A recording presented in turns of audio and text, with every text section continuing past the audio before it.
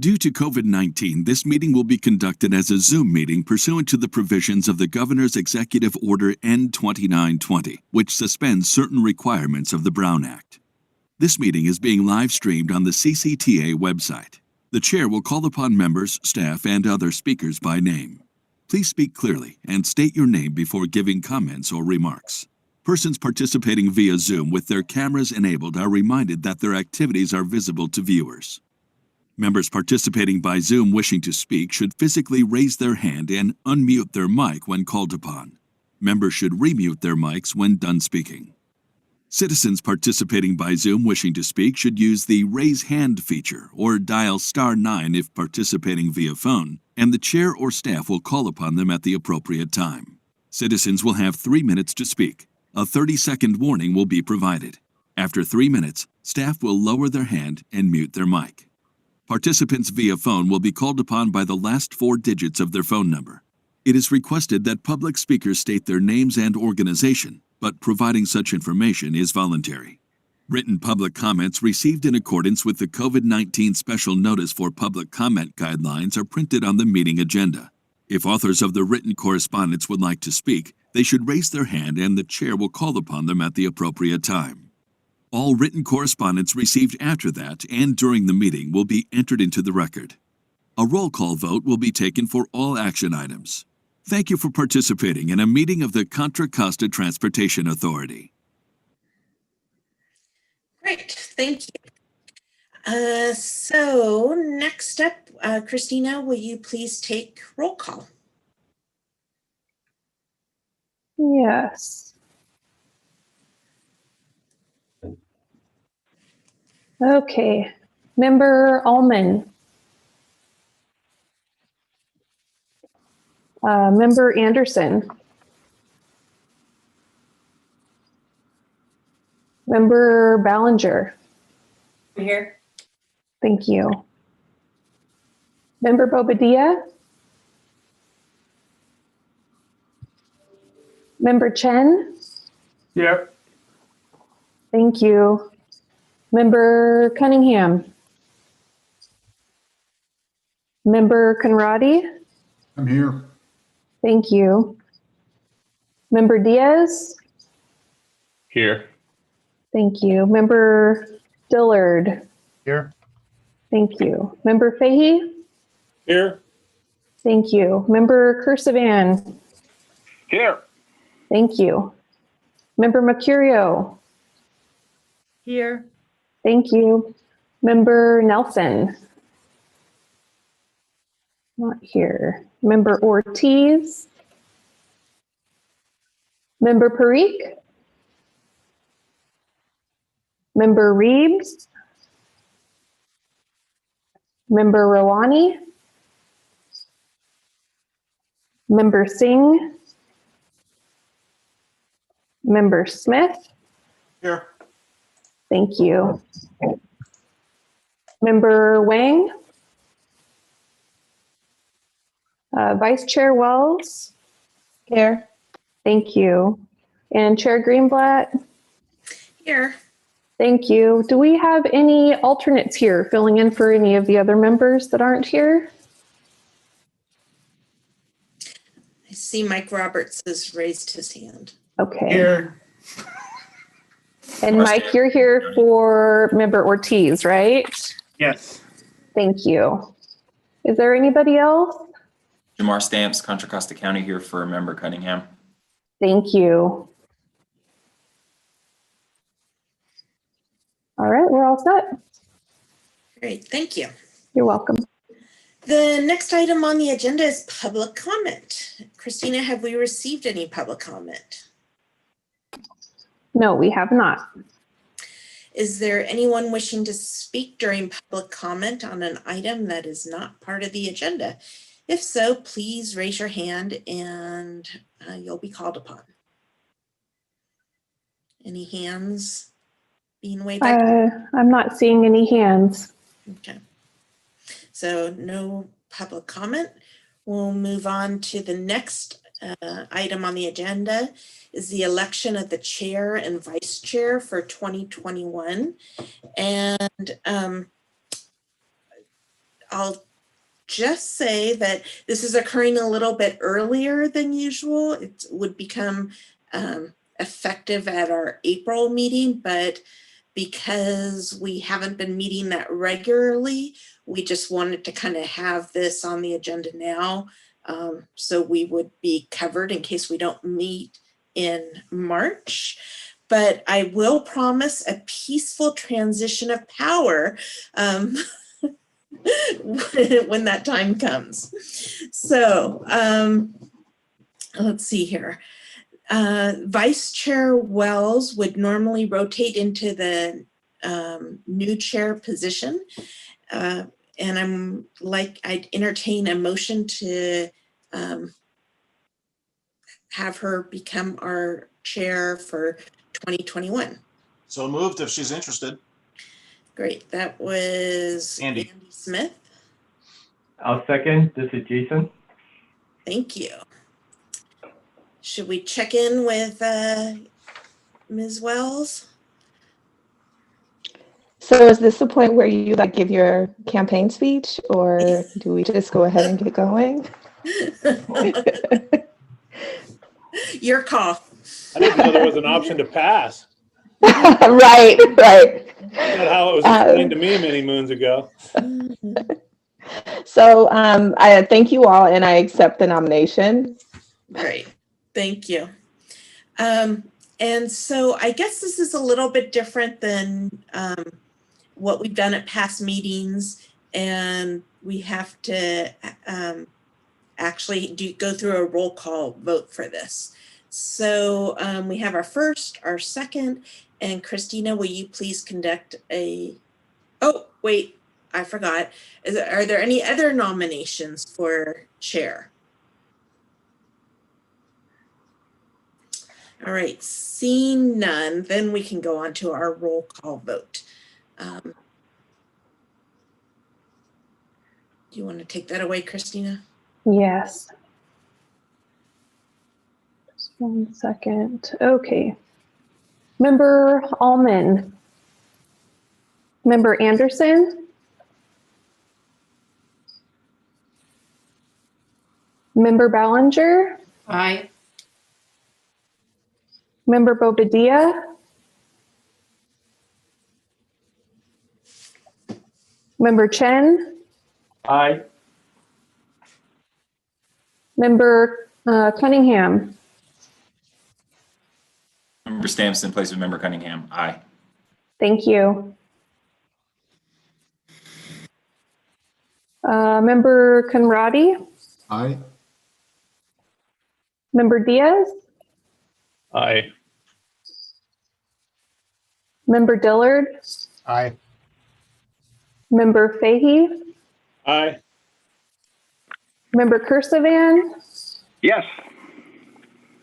Member Mercurio. Aye. Member Nelson.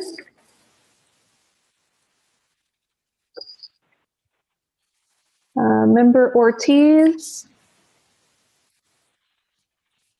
Which I have, what do we have?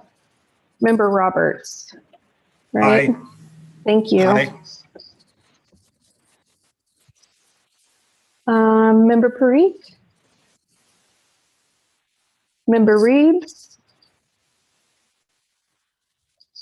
Member Rawani. Member Singh. Member Smith. Aye. Thank you. Member Wang. Vice Chair Wells.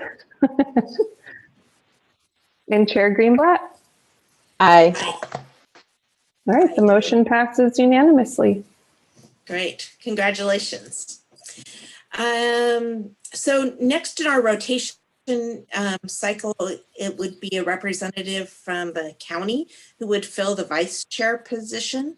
Does the committee have a nomination for vice chair? If so, please raise your hand.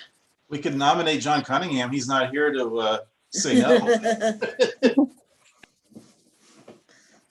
But it would actually be me because I'm taking over the primary role. So thanks, Andy. Yeah. I agree with Andy, but yeah, I guess I can make the nomination for Jamar, who will be taking over for John as the county's representative. Okay, thank you. Do we have a second to that motion? Yeah, I'll second that. Thank you, Andy. And let's check in with Jamar, make sure he's willing to accept the role. Let's do it. All right. Thank you. Do we have any other nominations? All right, I don't see people jumping out of their seats. And I forgot to ask this last time, but do we have any public comment? No, we do not. Okay, so we have a first by Jerry, a second by Andy. Christina, please conduct a roll call. Okay. Member Allman. Member Anderson. Member Ballinger. Aye. Member Bobadilla. Member Chen. Aye. Alternate Stamps. Aye. Member Conradi. Aye. Member Diaz. No. Member Aye. Dillard. Oh, thank you. Member Dillard. Aye. Member Fahey. Aye. Member Kursavan. Yes. Member Mercurio. Aye. Member Nelson. Alternate Roberts. Yes. Thank you. Member Parikh. Member Reeves. Member Rawani. Member Singh. Member Smith. Aye. Thank you. Member Wang. Vice Chair Wells. Yes. Thank you. And Chair Greenblatt.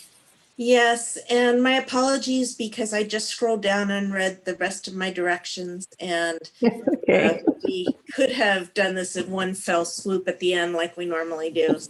That's okay. Good to know we're all here multiple times. So congratulations, Jamar. Let's see, the next item on the agenda is the consent calendar. Are there any changes, comments, etc. from the committee? Christina, are you seeing anything? I got a thumbs up from Jamar. I'm sorry. I don't see anything. Okay, me neither. All right, does anyone want to pull an item? And at the same time, I'm going to ask if anyone from the public would like to speak on the item. Please raise your hand. I'm not seeing any hands raised. Okay, so what I should have done for the previous item, due to the size of the technical coordination, we will handle a motion and roll call vote after the last regular agenda item has been presented. So it seems like we were all in, there wasn't any reason to pull anything and we were all in favor. So we can move along to our regular agenda item, which is an informational item on the Safe and Seamless Mobility Quick Strike Program project nomination. And I just lost my speaking points. So Shisham, I think it's you, take it away. Thank you, Madam Chair, and thanks for your service for the last year, and congratulations to the new chair and vice chair. This is an informational item. I hope you can hear me and you can see the presentation. Can you? Okay, great, thank you. Today I wanted to share with you the action that was taken by the authority yesterday, which basically they approved resuming appropriations of Measure J funds to the top 14 projects on our rank list. Also want to talk about our effort to get the remaining projects on the list funded. We presented this list to you back in August, if you can remember, and to our board in September. And the board basically at the time told us to go back to the RTPCs and get their input. which we did in October and November. Thankfully, the RTPCs concurred with ranked lists and thought our process and approach made sense. So with that, let me just start with some background information. Following the shutdowns in March last year, the Authority Board approved Resolution 2009P with a number of actions that are meant to reduce the impact of COVID-19 on our revenues. And I can summarize our strategy in 3 sentences. 1, slow down expenditures by suspending appropriations. That basically will give us some time to figure out the impact of COVID-19 on our revenues. And the second is to put our remaining Measure J projects in a ranked order to ensure we're getting the best bang for our limited Measure J dollars. And the third is to start building a cash reserve so we can offset future declines in our revenues without having to take funding from projects. So that was approved in May, that resolution. In June, basically, we embarked on evaluating all the remaining Measure J projects in the strategic plan and the TLC and PID bike programs based on the guiding principles that were approved by the board, which are listed on this slide. And in general, these principles basically reward shovel-ready projects that leverage state and federal money and need Measure J as a match. Based on the guiding principles, we developed the criteria you see in this slide to score the local projects. Basically, a project gets the maximum score if it needs Measure J as a match to secure state and federal money, has more than $10 million in federal and state funds, and can start construction by January of this year. And that scoring was based on the latest information we got from the project sponsors at the time.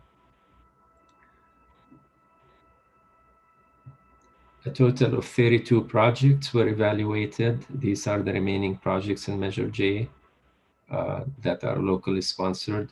They need approximately $43.3 million in Measure J appropriations to fully fund the list you see here and the next 2 slides. The top 14 projects that are shown on this slide require only $11 million, about $11 million out of the $43.3 million. And these top 14 projects basically leverage $54 million in federal and state money. It's important that we keep these projects moving and provide them with the Measure J money in order for them to meet the federal and state deadlines. Otherwise, they could lose those funds. The list continues on this slide. And this slide, and you can see there are 32 projects needing $43.3 million here. If you want to see all the details, this is included in attachment C in your packet.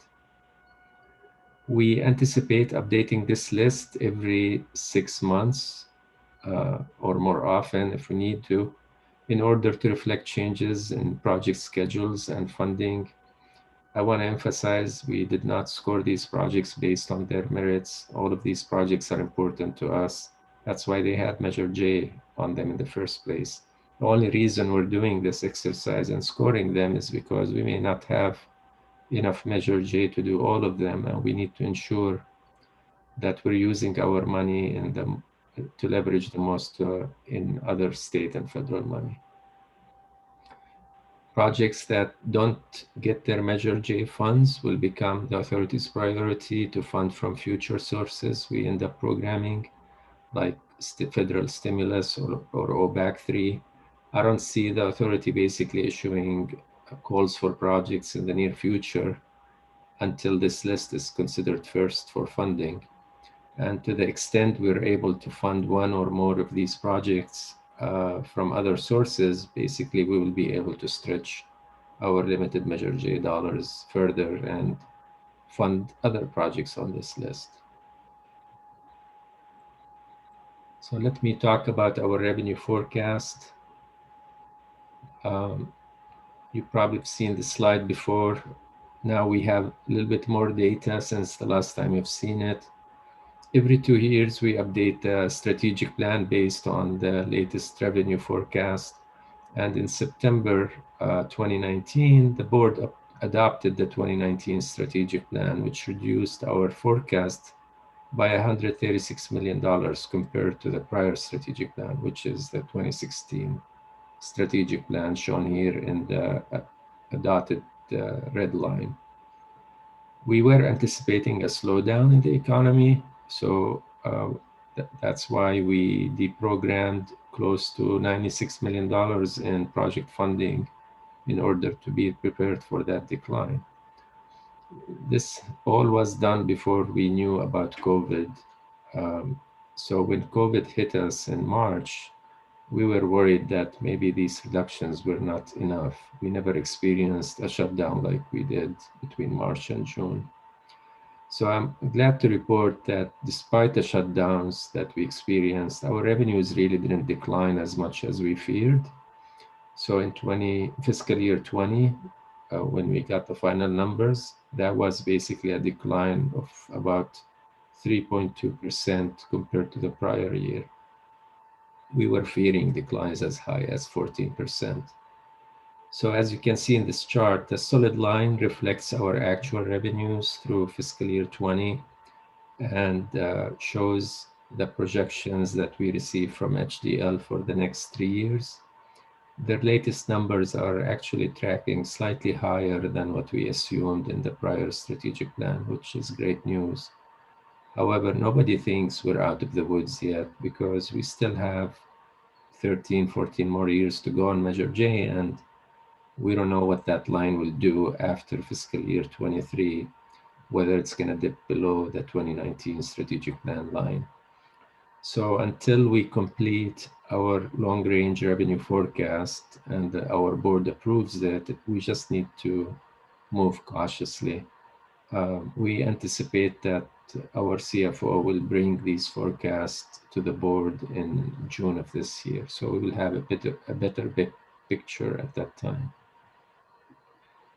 Because the numbers that we're seeing now are tracking with the 2019 strategic plan, we basically asked the board yesterday to approve resuming appropriations to the top-ranked 14 projects you see on the slide in order to leverage and protect the $54 million in state and federal money.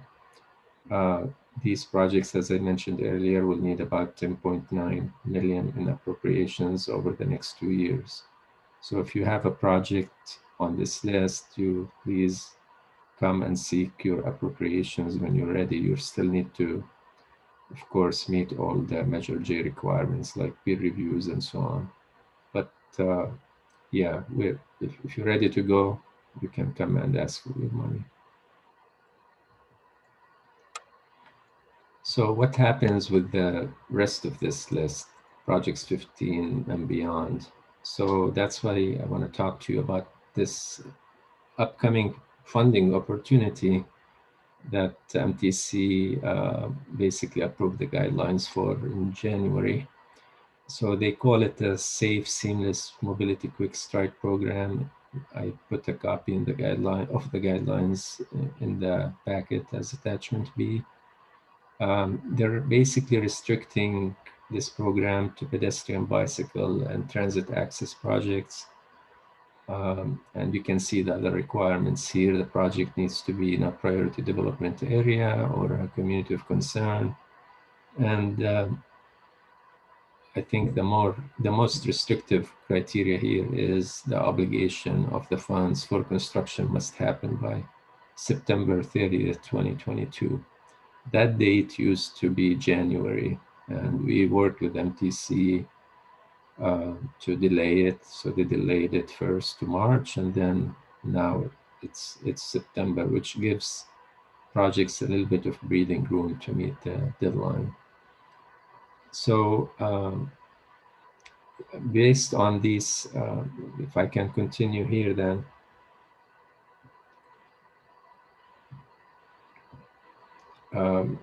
based on what we've heard and the amount of money MTC estimates to get, our share is about $7 million. It's not a lot of money, and we're not guaranteed to get that. The only guarantee in the guidelines is we will get $1 million. So it's possible that we get only $1 million, and it's possible that we will be able to use to get more than the $7 million.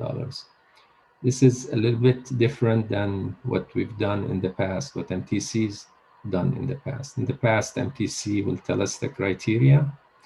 They'll tell us how much money we have, and we will go issue a call for projects, select projects based on the criteria, and submit them to MTC to program. And they will basically take our recommendation. This is different. This is basically what's going to happen this time is MTC will get all the project nominations, they will evaluate them, and they will make the selection.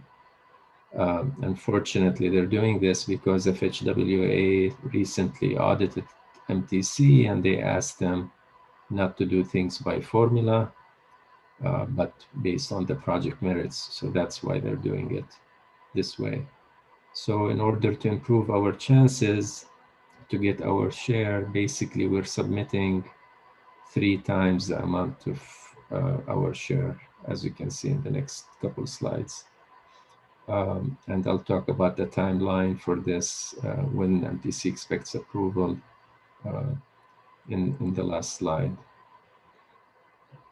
So in order to meet the MTC deadline, basically they asked us to send them the project nomination by March 30th. And you know, by the time we go to our board, if we were to issue a call for projects, it'd be March 17th. So doesn't give us any time to go out and issue a call for projects. So rather than doing that, and also because the amount of money is so small, $7 million, basically a couple of projects. So to respond to MTC's call for projects, basically we looked at the rank list to see if any of these projects would be eligible for that fund source. So we talked to everybody on the rank list to see whether their project is eligible, is fully funded, and can meet the September 30th deadline. And we identified these 6 projects that could do that could meet the requirements, and plan to submit those to MTC. Note in the staff report, there is a typo. Actually, the Danville project is not the Sycamore Valley, it's the Diablo Road Trail. I'm just going to highlight that. So that alone, these 6 projects need about $14 million in funding from MTC. So that's one thing we looked at. Basically, that's the direction we got from the board to look for opportunities to carry out the Measure J projects on the rank list with other fund sources.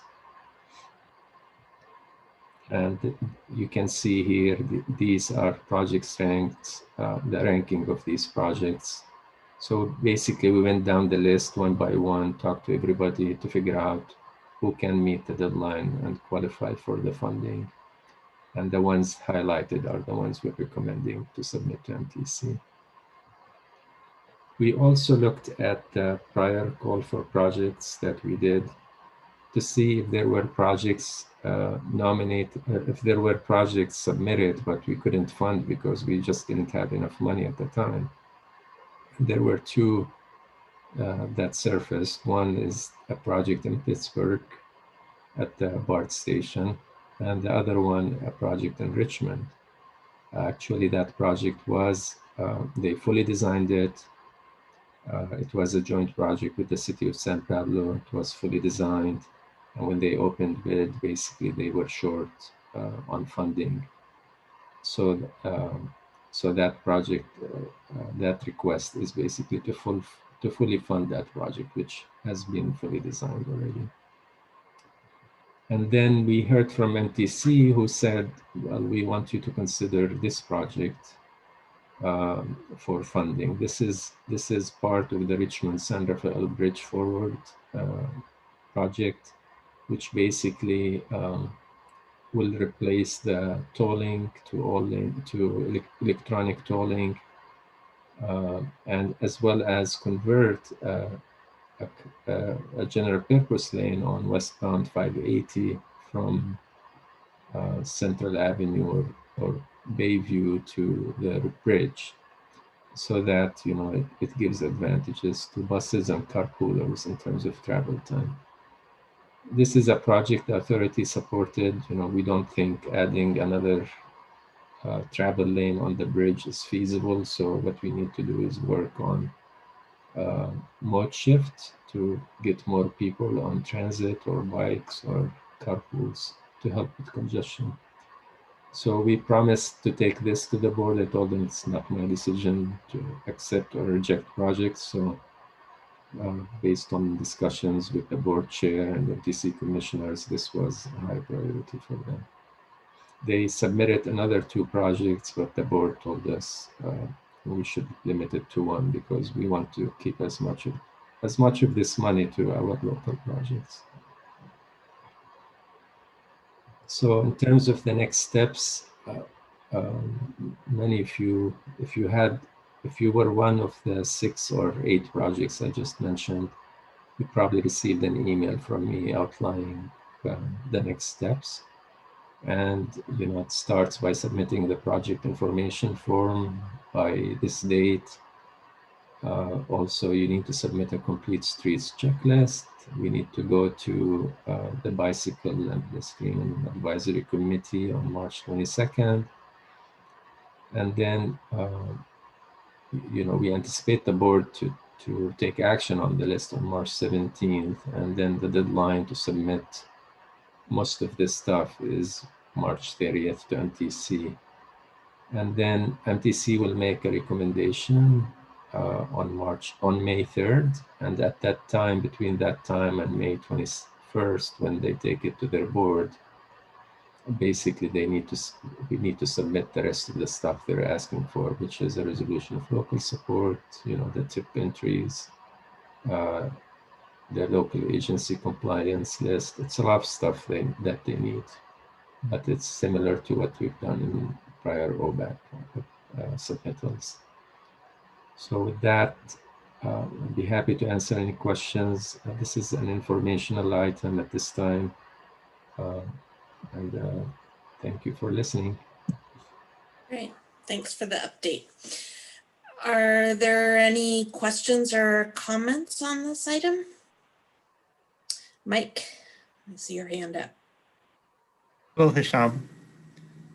Do you know, for the 6 projects that indicated they could qualify for federal funds, were they already designed for federal funds, or are people going to go backwards and redo the environmental and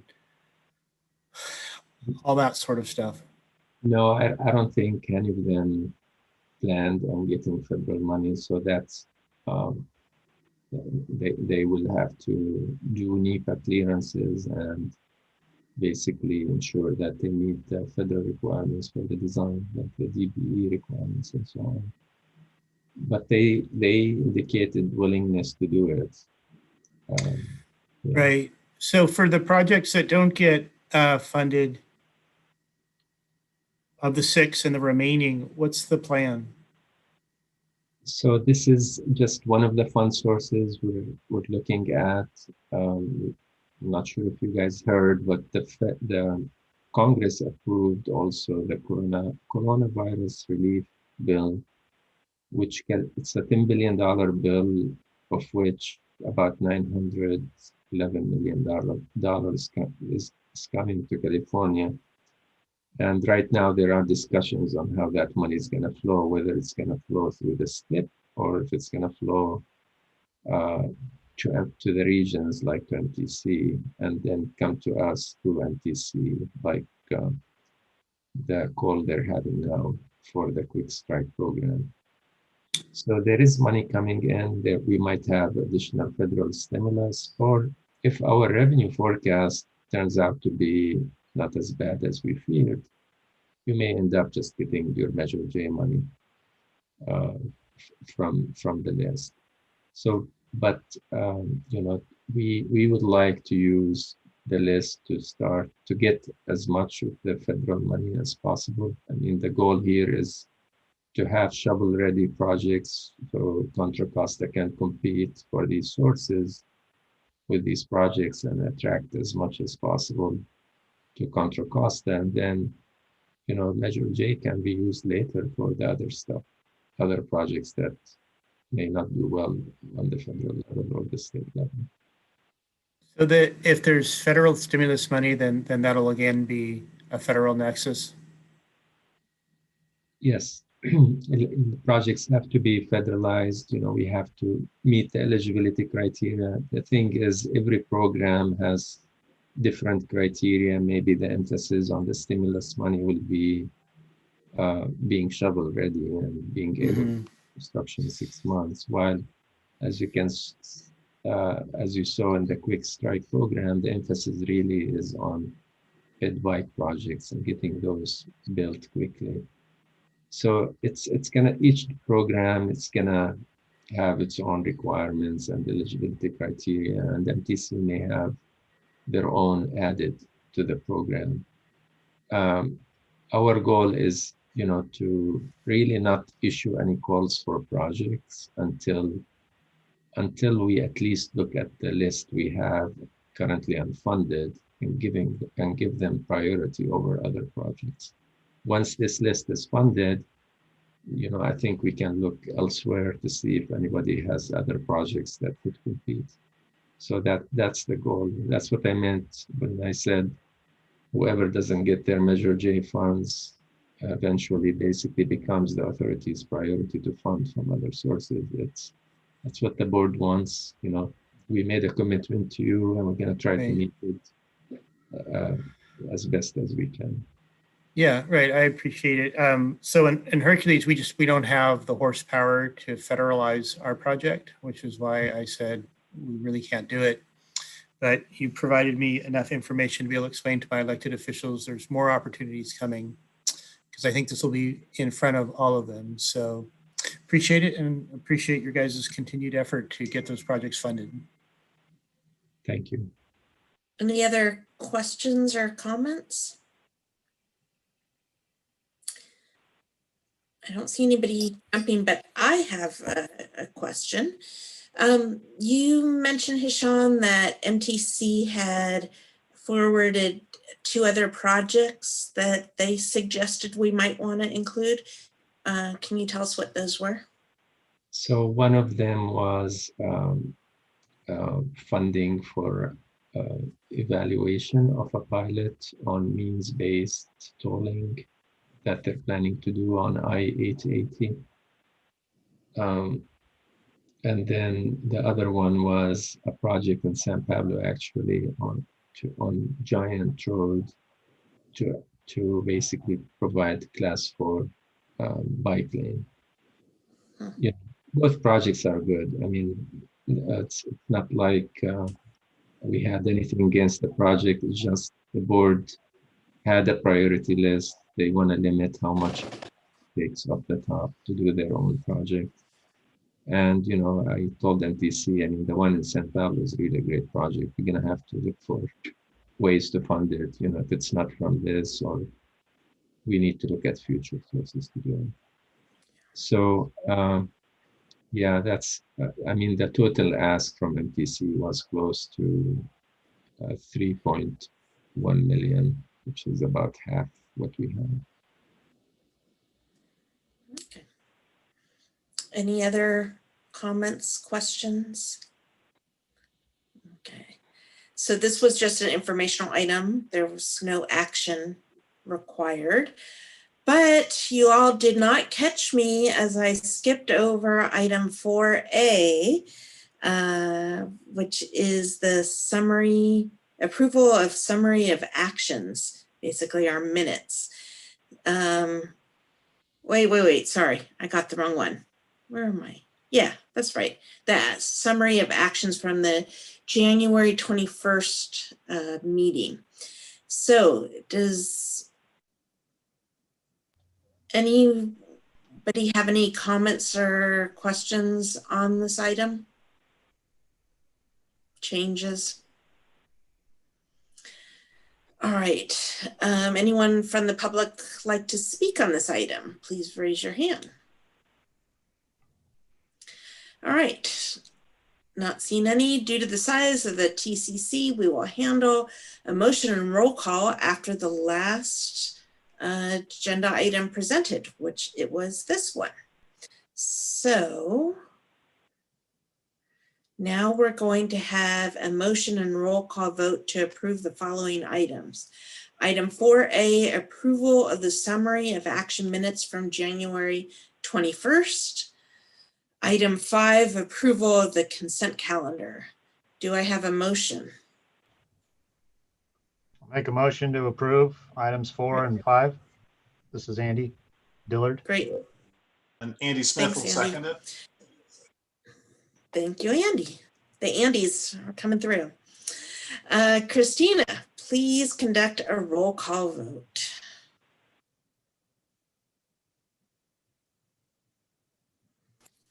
Okay, member Alman, sorry, absent. Member Anderson? Member Ballinger? Aye. Thank you. Member Bobadilla? Member Chen? Aye. Thank you. Member Cunningham? Aye. Alternate Stamps? You still here? Yeah, that was me for Cunningham. Oh, okay. Sorry. That's okay. Okay. Member Conradi? Yeah, I missed about a third of the meeting, so I'll abstain. Okay, do you remember what time you came in? I came in on time, but I had to leave early because of back schedule. Okay.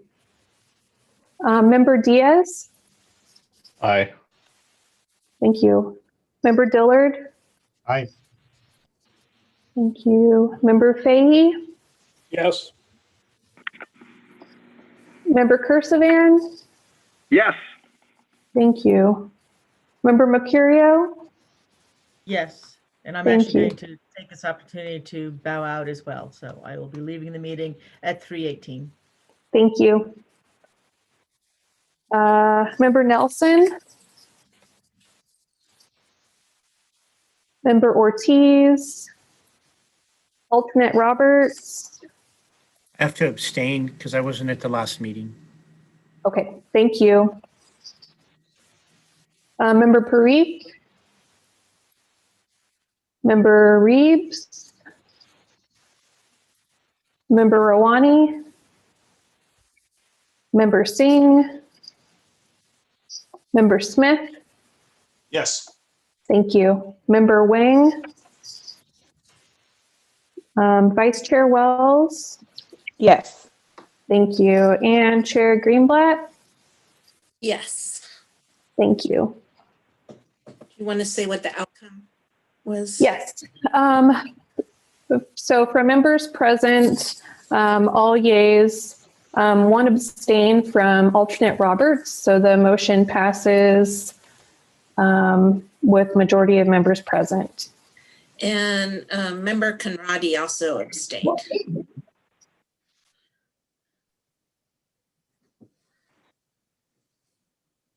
Member Conradi abstained as well? Yes.